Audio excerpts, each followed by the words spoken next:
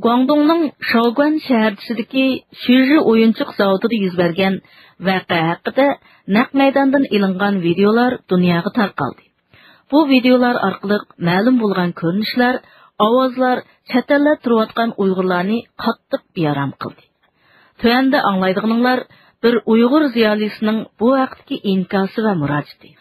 Uning tafsilotini muxbirimiz Vali anlatdi. Guangdongning Shaoguan shaharchasidagi Shiri o'yinchoq zavodida yuz bergan voqea haqidagi naq maydondan ilingan videolar hozir dunyoga oshkorlandi. Uningdagi ko'rinishlar va ovozlardan ma'lum bo'lishicha, bu zavoddagi Uyg'urlar turgan joyga besib kirgan Xitoylarning yosh qur'oni asosan o'xshash. Qo'llarida ko'tarib olgan kaltaklarga o'xshash, sharkitimi o'xshash. Ular Guangdong shivisida emas, balki Shimoliy Xitoycha shivida so'zlab, texchi o'lmabdi, ur deyotdi. Hozir Germaniyada turayotgan Uyg'ur yozuvchisi Kurash Ataxonning qarashicha, bu voqea bir siyosiy, tarixiy, iqtisodiy orqa ko'rinishi bor hodisa. Bu qatim Xitoyning sharqiy janubiy rayonlaridagi Uyg'ur xalqi bilan Xitoy xalqlarining o'rtasida chiqqan bu bir majra, oddiy bir majra bo'lmasdan, uning siyosiy, tarixiy va iqtisodiy orqa ko'rinishi va bir hodisani iboratdir. Kurash Ataxonning qarashicha, bu voqeani xalqaro jamiyatning, xalqarodagi kuchli davlatlarning, xalqaro sudlarning bartaraf qilishiga havola qilish kerak. Hozir yana Shaoguan rayonida yuz bergan voqeadan keyin Xitoy torlarida e'lon qilinayotgan Xitoy xalqining Uyg'urlar qarta inkasini o'qib baqsak, buningda Xitoy davlatini idora qilayotgan hukmronlarning haqiqiy ideyasi, qog'oz yuziga chiqmagan qora niyati oshkorlanib turibdi.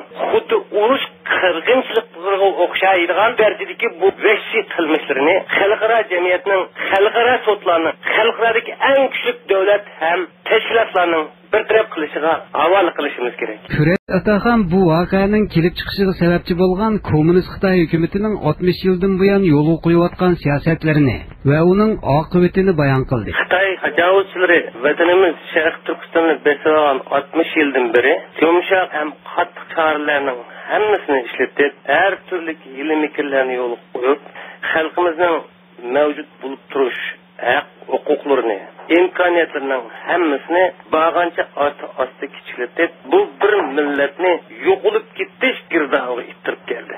Xitoylar garchi bundan 60 yil burun bu yerdagi xalqning iqtisodiy gullanishi uchun, madaniyat gullanishi uchun yordam qilamiz. Bu yerda ezilish, xo'rlash, xo'rlanish oxirlashgandan keyin qaytib kirib ketamiz. Biz baxit, erkinlik, hurlik, ozodlik keltiramiz deb xalqimizni olgan edi. Ammo ularning asosiy maqsadi Sharq Turkistondan iborat geografiyalik, strategik o'rni muhim bo'lgan bayramni uzil-kesil o'zining ishg'oliyat rayoniga aylantirilish bo'lgan uchun asta-asta Uyg'urlarning milliy kimligini ojizlashtirish, Uyg'urlarni bir millat sifatida tarix sahifasidan o'chirib o'tish uchun harakat qilib keldi. Bundan 60 yil burun Sharq Turkistonda 200 mingga yaqin Xitoy yashaydi. Bularning mutlaq ko'p qismi askar yoki askarlarning orqa saf ta'minoti bilan shug'ullanadigan oddiy fuqarolar edi. Mana bugunga kelganda Xitoylarning Sharq Turkistondagi muqim ham ko'chma nufusi 10 millionga yaqinlashib qoldi. Shunday bir vaqtda o'zining tuprog'ida, o'zining tilida so'zlay olmaydigan, o'zining tuprog'ida o'zining bolalarini o'zining maktabida o'qita olmaydigan, o'zining tuprog'idagi tabiiy ham ma'naviy boyliklardan o'zi xohlagancha foydalanolmaydigan, o'zining eng tuvan darajadagi aqlli insoniy haq huquqlarini talab qilishga petinolmaydigan, o'zining milliy nomini, milliy davlatning nomini tilga ololmaydigan holatga tushirilib qolgan bu Uyg'urlar Xitoylarga istiqillik shakllarda qarshilik harakatlarini elib berib kelgan edi. O'zining manfaati, rizqi, daxli tarzga o'xshagan bu xalq, bu mening tuprog'im, men bu yerda insondek yashashim kerak, men bu yerning boyliqlaridan foydalanishga birdan-bir mirosxo'r inson degan ifodani berib qolsa, uni terrorist degan qattiq nom bilan, davlatni parçalıqqa uringan jinoyatchi degan nom bilan turmalarga surildi, kollektiv qirg'in qildi, o'lim jazosini berdi. Kurash Ataxon yana Xitoy hukumatining 2003-yildan keyingi Uyg'urlarga qaratilgan muarif va 5-emgak kuchini Xitoyga yo'tkazish siyosatlarini, Xitoylar hozir Uyg'urlarni yurtimizdan chiqib ketsin, bo'lmasa qirib tashlaymiz deb qilayotgan terrorchilik harakatlariga sukut qilayotganligini bayon qildi. 2003 yılına kelgan chaqda Xitoy markaziy hukumati Sharq Turkistonga qartilgan strategiyasida o'zgartish ilib berib, bu rayondagi xalqlarni milliy xususiyatlardan ayirib o'tish ham tinch assimilyatsiya qilib o'tish uchun Uyg'ur xalqining milliy tili, yoziqi, milliy ma'rifiga qaqshatquch zarba bergandan boshqa atalmish eshinti emgak kuchlarni Xitoy rayonlariga yo'tkash bahonasi bilan o'qish yeshidagi ham to'y qilish yeshiga yetgan qiz yigitlarimizni Xitoy rayonlariga xuddi jinoyatchilarni tutib mangandek majburiy tutib ilib ketdi. Xitoylar o'zlari majburlab olib eng tuvan ishak bilan yoki bo'lmasa haqsiz ishlatayotgan Uyg'urlarning hammani qirib tashlaymiz. Uyg'urlarning hammasi yana Xitoy tuproqidan chiqib ketsin deb har tarafdan inkor serishib ketsa, bunga internet, telefon, chat aloqalarini kontrol qiladigan qonuniy tarmoqlari hech qanday ijobiy inkor qaytarmadi. Xitoy hukumati o'ziga foydali bo'lsa, ma'lum bir millatni xuddi hayvonlarni qirib tashlagandek qirib tashlayotib yer bilan yaktan qilyapsimi, uni jinoyat deb tanimay keldi.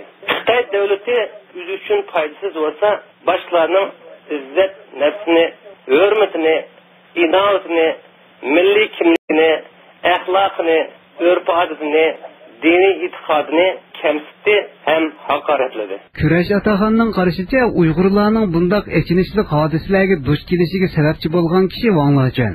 Uyg'ur millati bilan Xitoy millatining o'ttirisidagi bu xil ziddiyatlarning avjili bugungi kunga qadar kuchayib ketishiga birinchi nomorliq javobgar bo'lib qolgan. Uyg'urlarning o'ttirisida ijtimoiy turmushda saqlanib olmaydigan eng kichik masalalarni Xitoy millatiga, yana Xitoy davlatiga qarshi harakat deb tasvirlab, Xitoy markaziy hukumatining Sharq Turkistonga qaratgan siyosatlarining bag'anchi darajadan tashqari 5 yil ish ketishiga sababchi bo'lib qolgan. Qo'llari jaynak tiriklik bo'ylab ketgan qotil Wang Lachan. Yozg'uchi Kurash Ataxonning qarashicha, Xitoy hukumati Uyg'urlardan afv so'rashi kerak. Xitoylar nayt hadini ishib ketdi. Uyg'urlarning savrisi qaytisidan tashdi.